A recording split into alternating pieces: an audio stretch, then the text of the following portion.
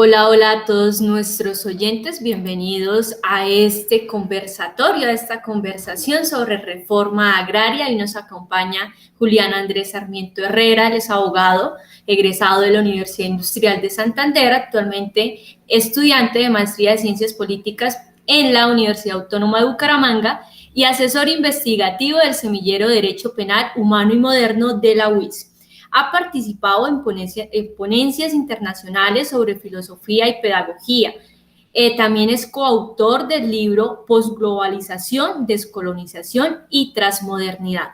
Bienvenido, Julián, a esta conversación sobre reforma agraria para nosotros, para mi compañero Álvaro Domínguez. Para mí es un placer tenerlo en esta entrevista. Hola Karen, hola Álvaro, qué gusto estar acá con ustedes, ya hemos podido conversar un poquito. Pues nada, me siento muy contento de estar acá y de hacer parte del proyecto de ustedes. Pues quedo a su disposición para cualquier cosa sobre la que quieran conversar. Listo, Julián, sin más preámbulos, pues iniciemos en lo que vamos en nuestro tema, que es la reforma agraria en Colombia, en qué consiste, para dónde va, cuáles son sus elementos. Entonces, quisiera iniciar con esa pregunta inicial para que nuestros oyentes pues se hagan un contexto de lo que es la reforma agraria. Entonces, esa sería la pregunta, ¿qué es la reforma agraria? Oh, está apagado. Bueno, Karen, las reformas agrarias, lo primero que hay que decirlo es que pues, no son elementos propios del país, ¿no? Las reformas agrarias surgen como un reclamo casi que de derechos humanos. En este sentido, la Corte Interamericana, de hecho, ha realizado ciertas recomendaciones y hay incluso quienes consideran dentro de esta institución que la tierra es un derecho humano, elemento que no siempre se trae a colación en el sentido que pues tener tierra tiene una conexión directa con la vida digna, con la salud, con el libre desarrollo de la personalidad, en fin, pues con elementos que son necesarios para pues, la vida en democracia, ¿no? Es más, para la vida digna, como ya les acabo de decir. ¿Qué son en concreto las reformas agrarias? Las reformas, teóricamente hablando, son intervenciones jurídicas y políticas que realiza un Estado sobre los derechos de propiedad y explotación de la tierra. ¿Qué quiere decir esto?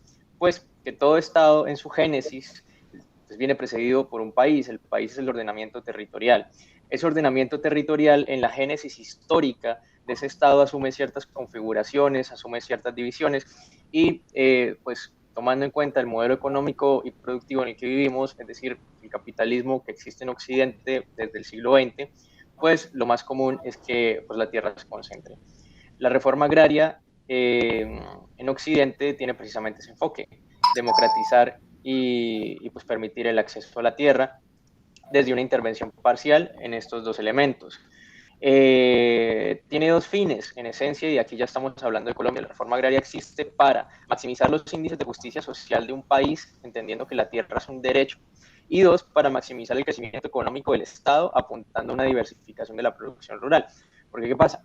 Si tienes una extensión territorial que se dedica específicamente al monocultivo, al monoextractivismo, pues entonces vas a tener un Producto Interno Bruto que depende exclusivamente de un único producto. ¿Qué pasa? Que si el producto cae, si la economía por lo que sea cambia, pues entonces tienes una crisis económica. Y tienes además pues unos elementos de crítica, situación social, que obviamente pues son motores fácilmente de la generación de conflictos armados como el que existe. De hecho, la inexistencia de una reforma agraria es uno de los motivos centrales por los cuales existe el conflicto armado en el país. Bueno, Julián, y en ese sentido, ¿qué intentos o avances o digamos en Colombia se han dado en torno a la reforma agraria? Claro, la reforma agraria en Colombia es algo que se ha venido discutiendo desde hace muchos años, si lo quieres, incluso desde poco más algunas décadas después de la finalización de la Guerra de los Mil Días en el año 1902, siendo el primer intento serio que podemos mencionar la Ley 200 del año 1936 o Ley de Tierras, por la cual Alfonso López Pumarejo abordó por primera vez la división de la tierra como un elemento crucial para la materialización de la justicia social y para desintegrar el monopolio sobre la tierra que existía en ese entonces. Ya les sigo comentando los demás. Sí, cuéntame Álvaro. Julián, una pregunta esencial. Lo que pasa, pues, usted ya está hablando de la reforma agraria como tal, Ujú. pero quisiera que abordara un poco cómo fue que algunos se apoderaron de la tierra en la época, en la colonia, que estamos hablando de 1492, cómo se apoderaron algunos de la tierra, o sea, cómo fue ese proceso que es valioso conocerlo para entender un poco más de la reforma. Sí, claro, la pregunta es supremamente pertinente. Como les venía diciendo hace un rato, pues, todos los estados tienen una génesis histórica en cuanto a la configuración de sus territorios. Esa configuración histórica de la configuración del territorio en Colombia, pues viene dado por un pasado que es de orden colonial. Colombia, pues ya era una extensión territorial habitada por comunidades indígenas en la llegada antes de la llegada de Hernán Cortés al continente americano en el año 1492 pues a México y pues de Cristóbal Colón precisamente en ese año, en el 92, 1492. Como todos sabemos, pues hubo un amplio proceso de violencia y despojo sobre, pues, bueno, aquí no existía el concepto de propiedad, pero pues sí de despojo territorial sobre las zonas pues, ancestrales de las comunidades que vivían acá en el país. Esto fue generando que con el tiempo los criollos, que fueron la clase que comenzaron a surgir acá, ¿sí? Recordemos esa injerencia española, mestizaje, en fin, configuración de la clase criolla en Colombia, pues fue haciendo que en torno a las ciudades se fuera corriendo paulatinamente la frontera agrícola, que paulatinamente pues, las tierras comenzaran a acumularse en unas pocas manos. Y recordemos que con el final de la Guerra de los Mil Días, que trae como resultado la victoria bélica de los liberales, pero la victoria burocrática de los conservadores, pues termina generando esos primeros procesos de acumulación. Es decir, pasamos de un proceso de despojo en la colonia a un proceso de acumulación en la República temprana. Eso es como lo que explica que la tierra se comience a concentrar en manos de unas pocas familias.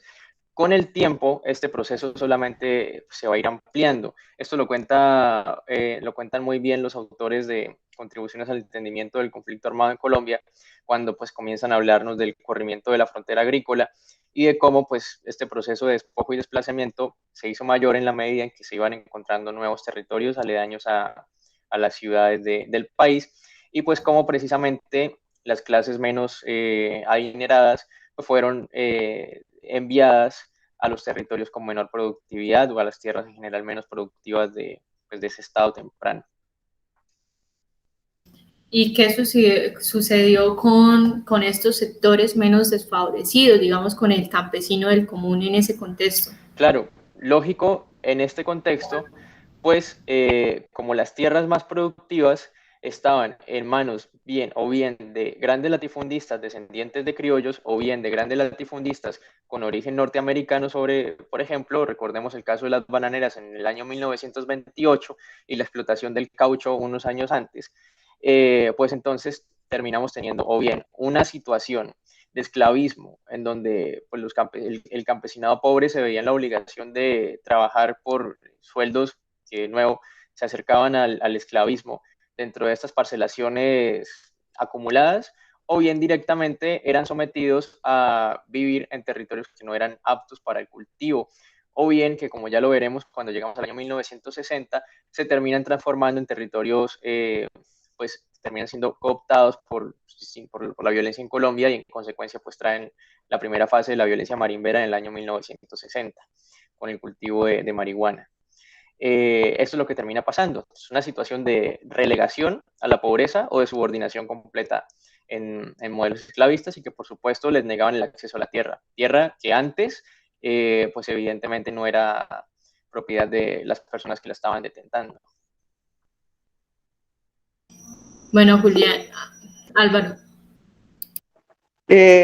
Julián, si bien lo que usted dice pues, tiene cierta relevancia, con lo que usted nos puede decir, a partir de esas condiciones, ¿surge el conflicto armado? O sea, a partir de eso surgen las primeras guerrillas en Colombia Sí, por esa posesión de tierra. sí, claro. Lo que les estaba contando un poco, varios autores de pues, la Comisión no es la Comisión de la Verdad, de la comisión que elabora ese gran informe que, bueno, es este libro que tengo acá, de contribuciones al entendimiento del conflicto armado en el país, pues terminan por concluir, entre ellos Alfredo Molano y Daniel Picot, y bueno, María Emma Wills, que son uno de los ensayos más completos de los informes, que es precisamente este proceso de despojo, desplazamiento y continuo empobrecimiento lo que termina generando conflictividad social. Recordemos que ya al inicio de esta entrevista decíamos precisamente que la ausencia de reformas agrarias y la concentración de la tierra, pues internacionalmente reconocido como una causa universal de conflictos agrarios. Eso no ha sucedido solamente acá, pero acá evidentemente es una de las causas centrales y neurálgicas de ese conflicto armado que existe. Entonces sí, por supuesto, precisamente esa ausencia de tierra, ese campesinado empobrecido es lo que termina derivando en la consolidación inicial de las guerrillas de los años 60, en particular, por ejemplo, el caso de las FARC en Marquetalia.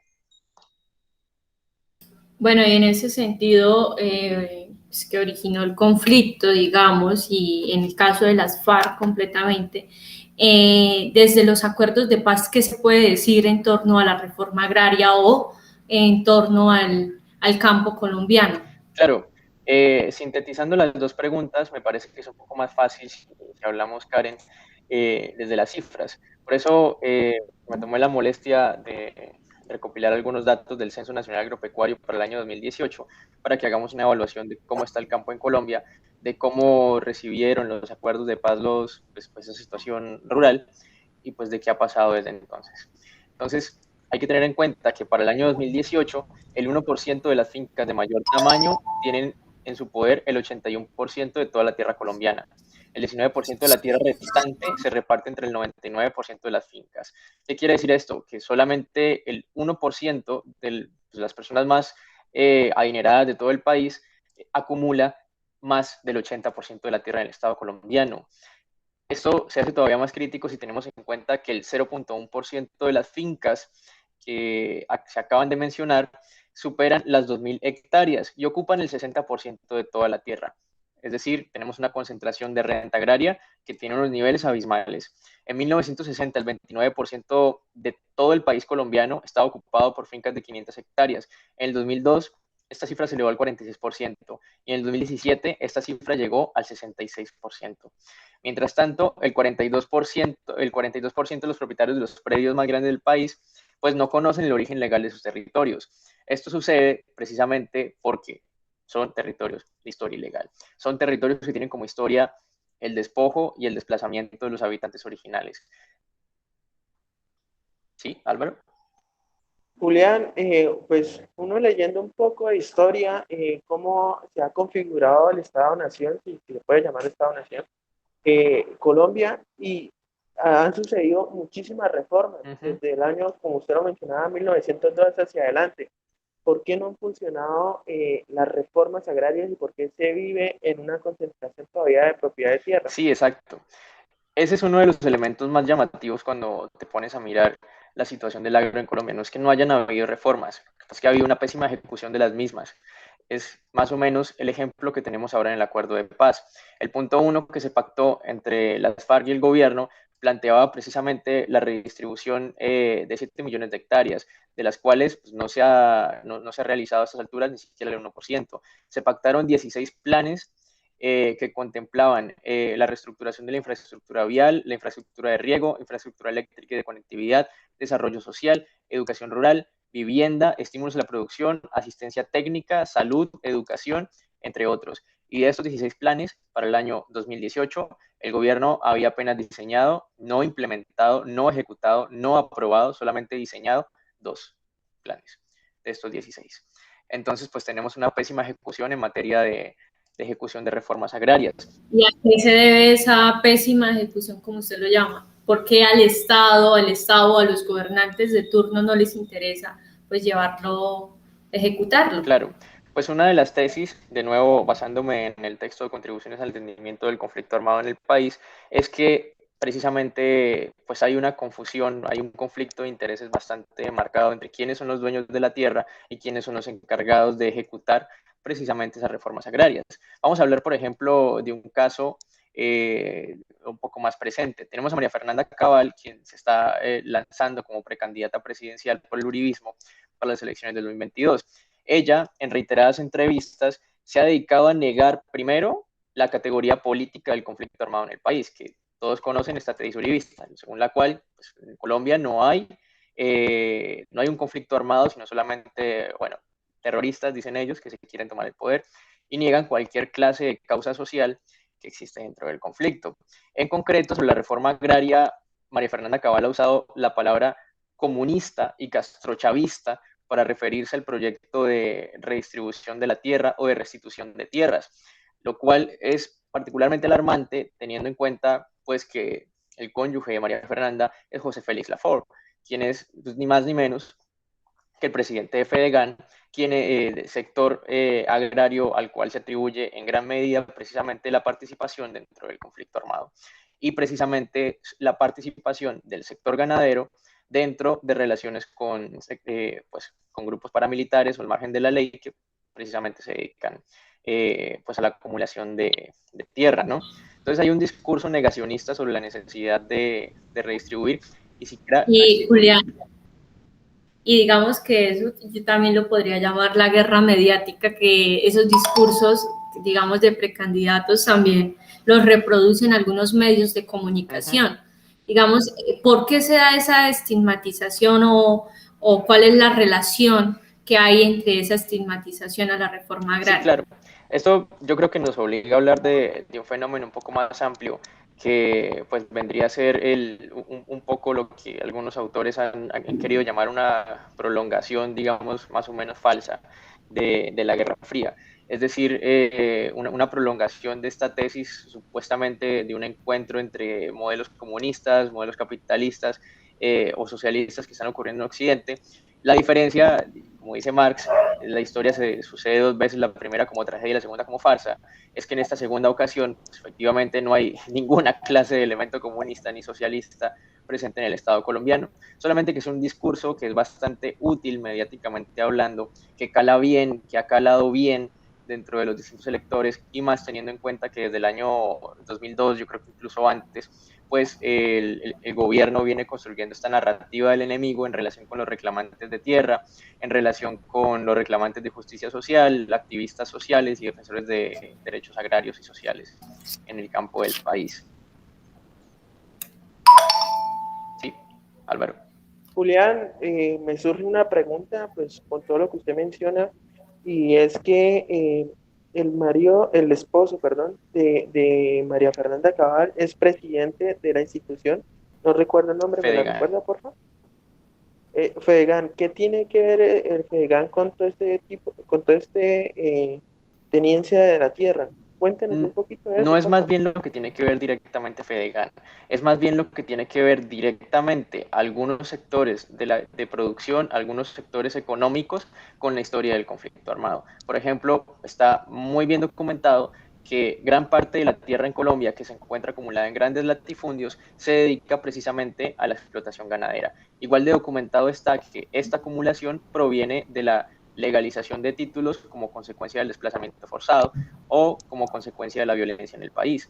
Por eso se viene adelantando el proceso de restitución de tierras, precisamente para que los campesinos desplazados de estos lugares puedan volver a sus lugares de origen de los cuales han sido desplazados, tierras que en este momento pues muchas no se encuentran productivas o se encuentran destinadas al uso de la ganadería extensiva. Esto es lo que tiene que ver directamente.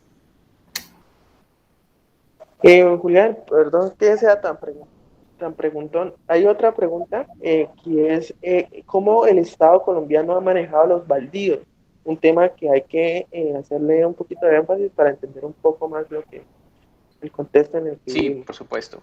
Es que los baldíos son precisamente una de las discusiones más importantes en este sentido, y es que precisamente el Estado no tiene una claridad, primero, de cuánta tierra baldía existe en el país en concreto, no hay una claridad. Bueno, vamos a hablar de los bienes baldíos para poder contextualizar un poco más, porque a lo mejor pues no hay una claridad sobre qué puede ser un bien baldío. Bueno, Los terrenos baldíos son aquellos que, estando dentro del territorio de la República de Colombia, no pertenecen a ninguna otra persona y por ende son propiedad de la República, tal y como lo establece el artículo 675 del Código Civil. Sobre esto, la Corte ha dicho que son bienes públicos de la nación catalogados dentro de la categoría de bienes fiscales adjudicables, en razón de que la nación conserva para adjudicarlos a quienes reúnen la totalidad de las exigencias. En otras palabras, son territorios no explotados que son sujetos de ser adjudicadas a personas que puedan llegar a requerirlo. Esto es lo que es un bien baldío y es el papel que pues, han venido jugando acá. Múltiples reformas agrarias a lo largo de la historia pues han pretendido adjudicarlos de la manera más justa. Sin embargo, pues lamentablemente esto no ha sucedido, bien sea por negligencia o bien directamente por corrupción, ¿sí? O terminan siendo adjudicados a personas equivocadas, por ejemplo, que no son necesariamente, que no deben ser beneficiados necesariamente por estas reformas agrarias. No hay que hablar, por ejemplo, de Andrés Felipe Arias y el caso de Agroingreso Seguro, ¿no? Solamente por decir algo, sin entrar mucho en esa materia. Bueno, Julián, y estamos próximos a unas elecciones presidenciales. ¿Qué dicen los precandidatos o qué propuestas tienen frente a la reforma agraria? Pues ya escuchamos lo que piensa María Fernanda Cabal, pero ¿qué piensan los otros? ¿Quién realmente propone algo de reforma agraria o de una redistribución de la tierra en Colombia, una industrialización del campo, por decirlo así? Claro. ¿Cuáles son las perspectivas referente a los precandidatos? Sí, claro, sin ánimos de hacerle aquí campaña política a nadie, la verdad es que el movimiento Colombia Humana en materia de Gustavo Petro desde el año 2018 vendría a ser en mi concepto el único que ha venido proponiendo reforma, pues una implementación, una reforma agraria integral en esa materia. ¿Por qué? Porque sencillamente resalta el silencio dentro de las propuestas de los demás candidatos con respecto a esto. Por ejemplo, en el año 2018 Germán Vargas Lleras también lo tocó, pero de manera tangencial. Él solamente habló de los bienes baldíos, no habló de la restitución, por ejemplo. En cambio, el programa de gobierno de Gustavo Petro, pues precisamente se cimienta sobre esa primera reforma agraria que existe desde el año 1936 o que pretendió existir desde el año 1936, que promovía Alfonso López Pumarejo. Precisamente, pues su programa ha venido recabando bastante en este tema y pues yo creo que destaca los puntos centrales en cuanto a la reforma agraria, que viene a ser la restitución para la solución de la situación de derechos humanos de las personas vulneradas y la adjudicación para resolver el problema de la acumulación. Digamos, y en ese sentido, ¿por qué se da, vuelvo a la guerra mediática de que lo que quiere este precandidato es una expropiación de la tierra, ¿no? Claro, claro. De hecho, sobre la expropiación es muy interesante hacer una claridad. La expropiación existe en el país desde hace muchos años. La expropiación es una figura que el Estado colombiano, y no solo el Estado colombiano, sino que diversos estados contemplan para pues precisamente la expropiación de bienes improductivos o la extinción de dominio que se decreta sobre bienes que se dedican a cultivos ilícitos. Es algo que existe desde hace mucho tiempo, desde las reformas agrarias. Entonces, esto es una palabra que solamente suena ahora, a lo mejor por desconocimiento, pero ya existe. Lo que hay que decir sobre la expropiación es que además el movimiento Colombia Humana no propone expropiación.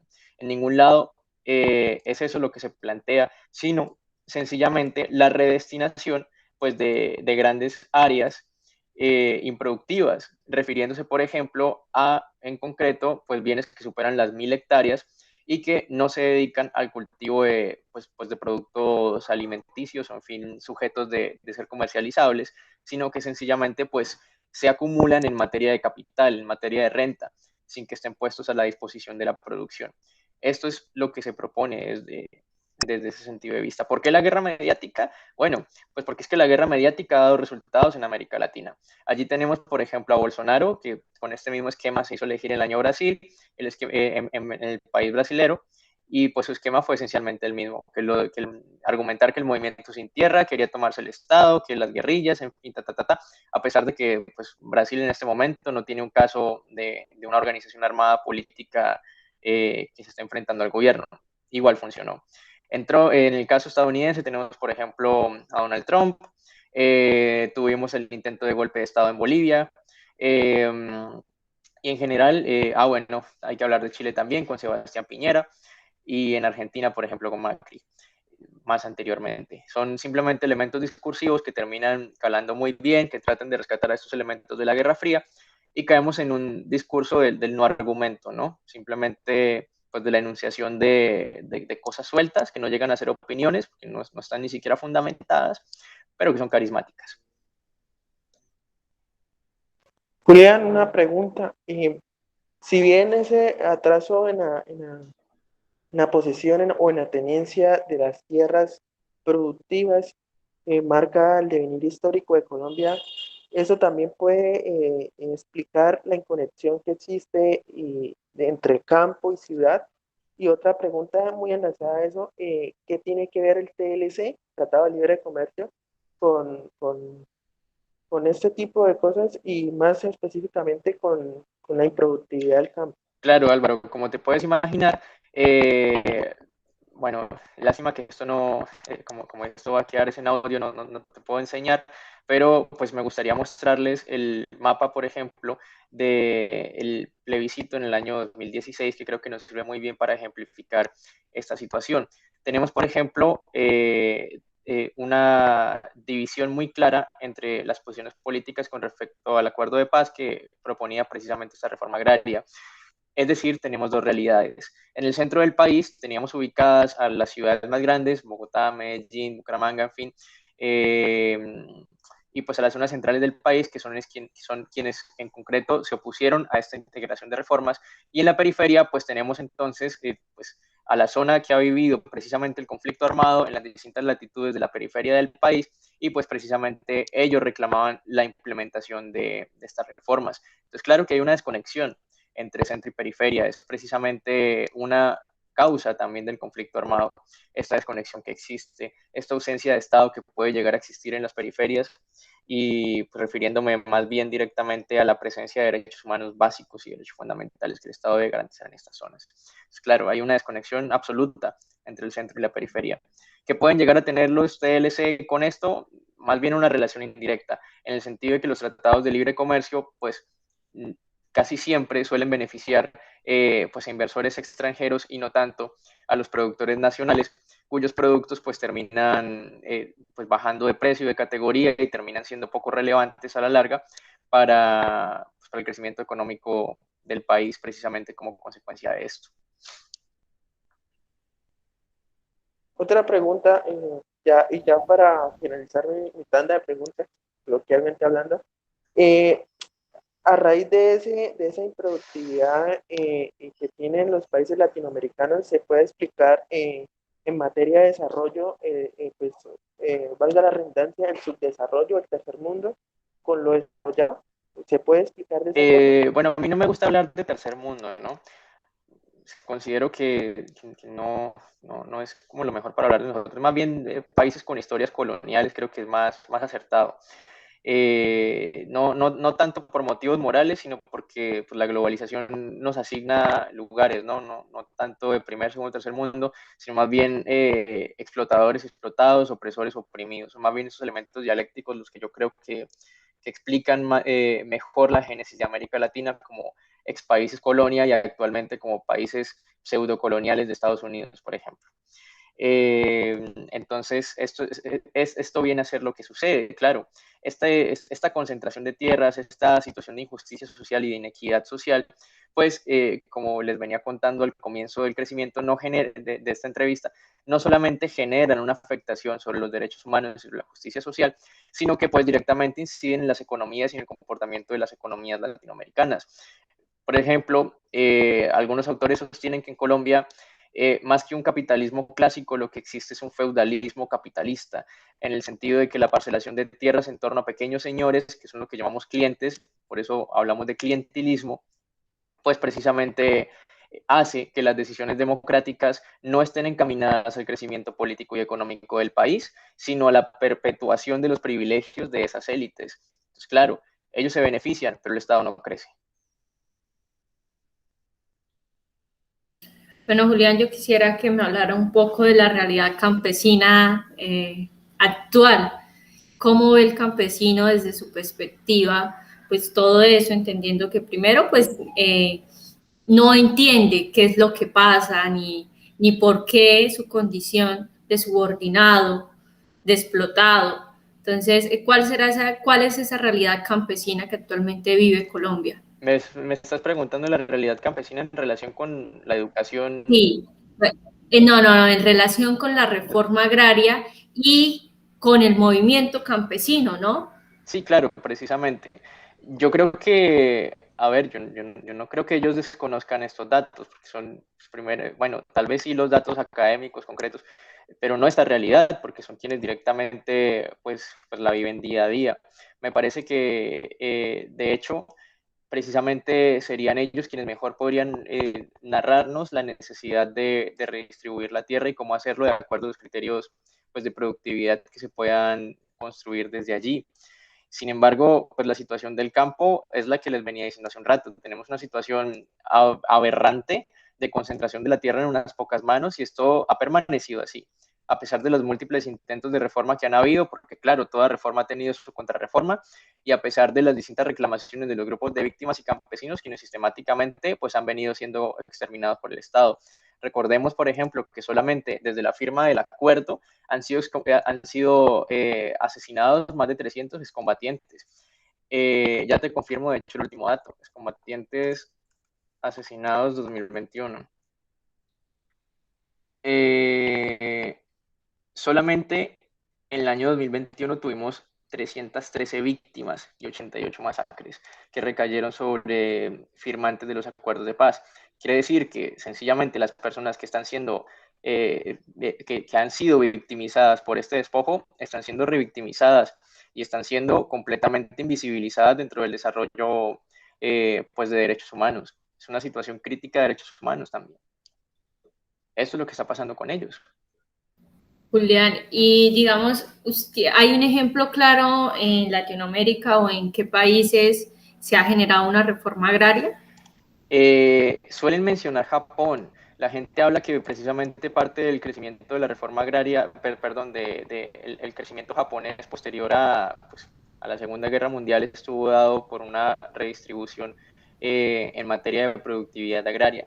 En América Latina, que yo tenga presente en este momento, pues no, porque la situación de inequidad que viven pues, los campesinos es más o menos común, ya que te encuentras con índices de desigualdad mayor o menor. Por ejemplo, Uruguay pues, tiene unos buenos índices de niveles de vida, probablemente el mejor que hay aquí en América Latina, y eso incluye también, por supuesto, el acceso a la tierra, que es parte de los indicadores. Bolivia también ha tenido algunos elementos muy interesantes, sobre todo desde su constitución, pues, que apuntan a la reivindicación de las comunidades ancestrales del territorio boliviano. Pero la verdad es que por países como Colombia y Brasil aún tienen mucho que hacer en esta materia. Hay un atraso que es simplemente innegable, que es más bien voluntario incluso.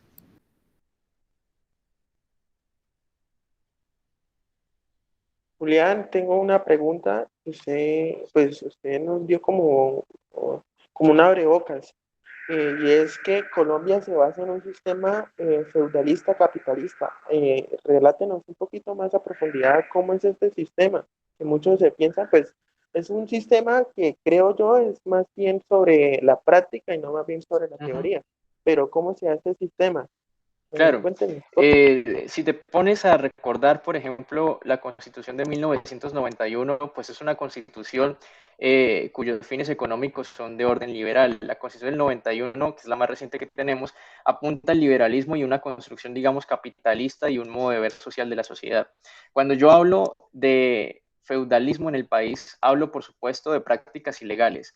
Es un feudalismo que no obedece a una legalidad instituida, sino que obedece más bien a la configuración histórica del territorio. Como les venía comentando hace un rato, nuestras particularidades clientelistas hacen que la tierra, igual que en un feudo, se concentren en una o en algunas cabezas que representan el poder dentro de una determinada región. Por ejemplo, tenemos familias poderosas que suenan en todo el país, que son poderosas en lo económico y son poderosas en lo político.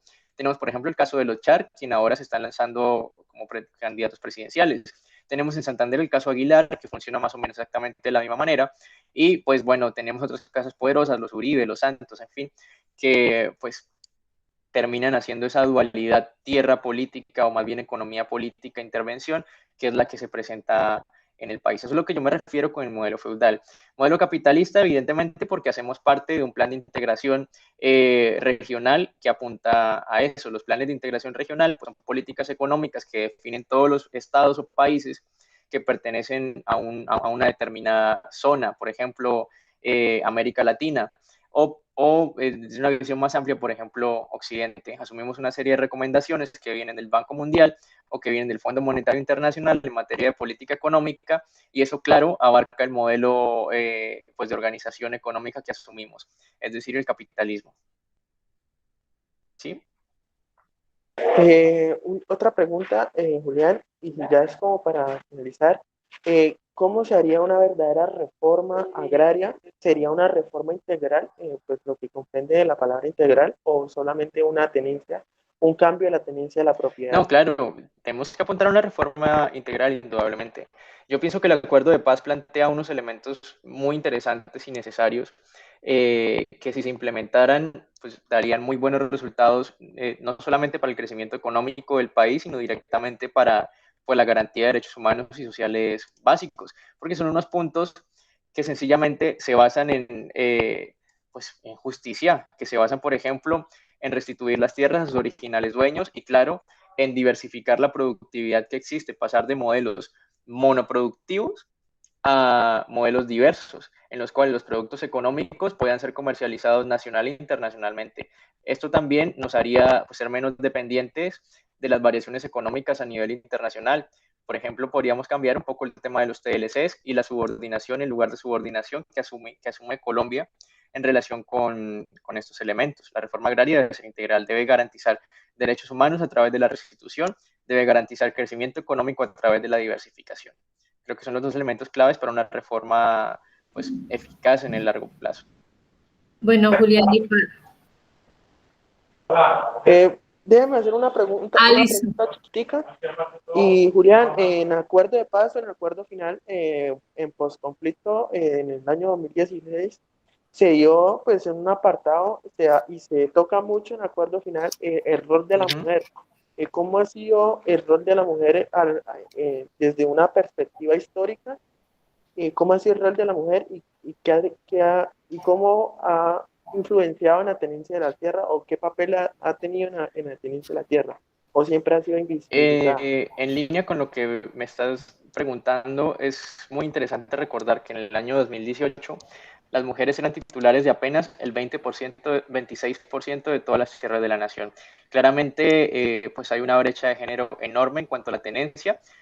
Seguramente, pues hay personas, autores que pueden fundamentar esto mucho mejor, pero se relaciona en parte con el techo de cristal, es decir, con la situación machista y de diferenciación que vive no solamente el país, sino que vive pues aquí más bien el mundo. Las mujeres pues desde siempre han sido invisibilizadas, han sido segregadas y han sido retiradas de no solamente del acceso a la tierra, sino en general del acceso a los derechos de propiedad. Entonces, pues esto es una situación que incide directamente sobre esto. El acuerdo final, de hecho, en el punto 1, pues precisamente quiere involucrar esto, pues, la tenencia en cuenta de criterios de género dentro del rol de la adjudicación de tierras que se plantea desde esas 7 millones de hectáreas. Bueno, Julián, y pues para ya terminar esta entrevista, ¿qué cree que falta pues para la consolidación y ya la puesta en marcha de los elementos de la reforma o sus ítems? ¿Qué falta? ¿Voluntad política? ¿Qué haría falta ahí pues para esta consolidación? No, pues, si me preguntas informalmente, yo te diría un cambio de gobierno, netamente. ¿Sí? Si me preguntas formalmente, sí, claro. Hay unos elementos de voluntad política que no están presentes, los gestores de la reforma claramente no están haciendo bien su papel. Esto lo dijo la misma Procuraduría Delegada para la Vigilancia de la Implementación de los Acuerdos de Paz en materia pues del punto del agro, y es que de 16 planes solamente tenemos 2, entonces falta voluntad política, falta trámite legislativo dentro de la implementación de estas reformas, falta cambio institucional dentro de las distintas agencias encargadas de adelantar los procesos de restitución. Faltan muchas cosas, falta un entramado institucional que sea capaz de adelantar lo que yo creo que desde la existencia actual simplemente no es posible hacerlo. sin un cambio dentro de los distintos elementos humanos que conforman pues, el gobierno y las instituciones de la nación.